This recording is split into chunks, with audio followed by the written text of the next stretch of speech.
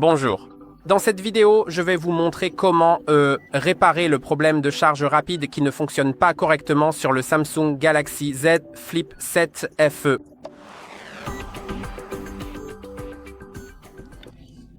Alors, tout d'abord, vous devez vérifier que le chargeur que vous utilisez est compatible avant tout. Chaque chargeur doit avoir une étiquette. Et j'ai un chat des chats chargeur juste ici. C'est en fait un chargeur Apple, mais ce n'est pas vraiment important.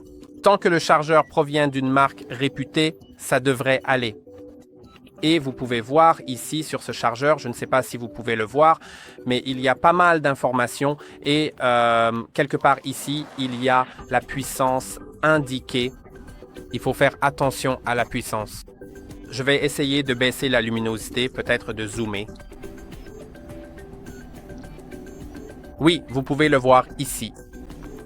C'est 60,9 watts, 45 watts, 27 watts ou 15,6 watts. Ce qui veut dire que c'est génial parce que nous avons besoin d'au moins genre 27 watts. Ce sera la charge rapide. Et assurez-vous donc que ce chargeur a au moins cette puissance, car s'il est de 5 ou 10 watts, il ne suffira pas à fournir une charge rapide. Ce sera juste une charge, n'est-ce pas? Assurez-vous maintenant également que le chargeur n'a aucun dommage. Essayez de le secouer et voyez si vous entendez un bruit étrange à l'intérieur. Si cela se produit, il se peut qu'il y ait un problème avec votre chargeur. Vérifiez également que votre câble est intact, que tout va bien dessus, qu'il n'a aucune coupure nulle part. Vous pouvez voir qu'il a l'air tout à fait correct dans mon cas, donc je n'ai pas vraiment à m'en inquiéter. Vérifiez aussi si l'intérieur du port USB-C est bien propre. Dans mon cas, il n'a pas l'air très propre, donc je vais peut-être devoir le nettoyer et c'est justement la deuxième étape. Mais avant d'en arriver là, souvenez-vous aussi que votre chargeur, je l'ai déjà mentionné, il doit provenir d'une marque réputée. Il n'est pas nécessaire qu'il soit de Samsung, mais si c'est une marque générique, bon marché ou un chargeur sans nom, je ne le recommanderais pas, car non seulement il pourrait ne pas fonctionner correctement, mais il pourrait aussi se casser ou même exploser. Assurez-vous donc que votre chargeur provient d'une marque reconnue. Passons maintenant à la deuxième étape, le nettoyage.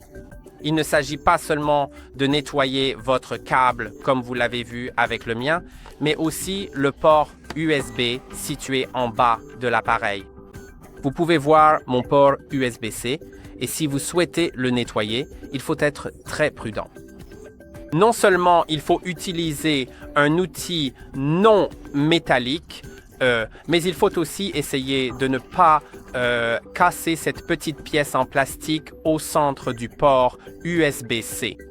Donc, je pense que le mieux serait d'utiliser soit de l'air comprimé que vous pouvez acheter à un prix assez bas, soit une brosse à dents. De préférence, pas une brosse à dents que vous utiliserez ensuite, donc peut-être une ancienne, ou alors achetez-en une très bon marché avec des poils souples pour ne rien abîmer à l'intérieur et assurez-vous simplement de bien nettoyer. Assurez-vous également que la brosse est sèche. Vous ne voulez vraiment pas qu'elle soit mouillée parce que même si ce téléphone n'a aucune sorte de protection contre l'eau, mais même sur certains téléphones avec une protection contre l'eau, il n'est toujours pas garanti qu'une brosse à dents mouillée ne l'endommagera pas. Donc, assurez-vous qu'il s'agit d'une brosse à dents sèche et souple et nettoyée bien. Aussi, de l'air comprimé, comme je l'ai dit. Vous devrez peut-être aussi aller dans les paramètres et accéder à la batterie.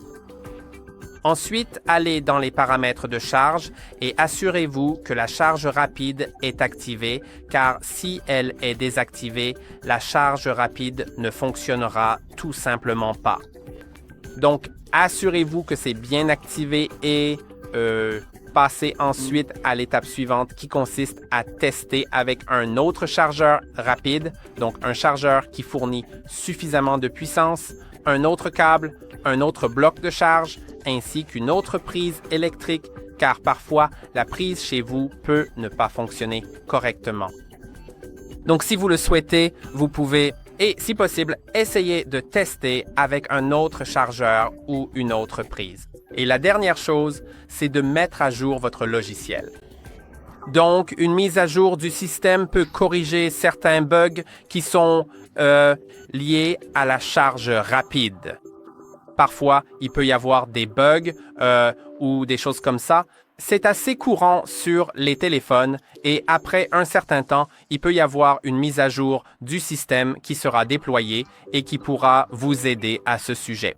Donc, vous devriez aller dans les paramètres à la section mise à jour logiciel. C'est presque tout en bas. Ensuite, allez dans télécharger et installer.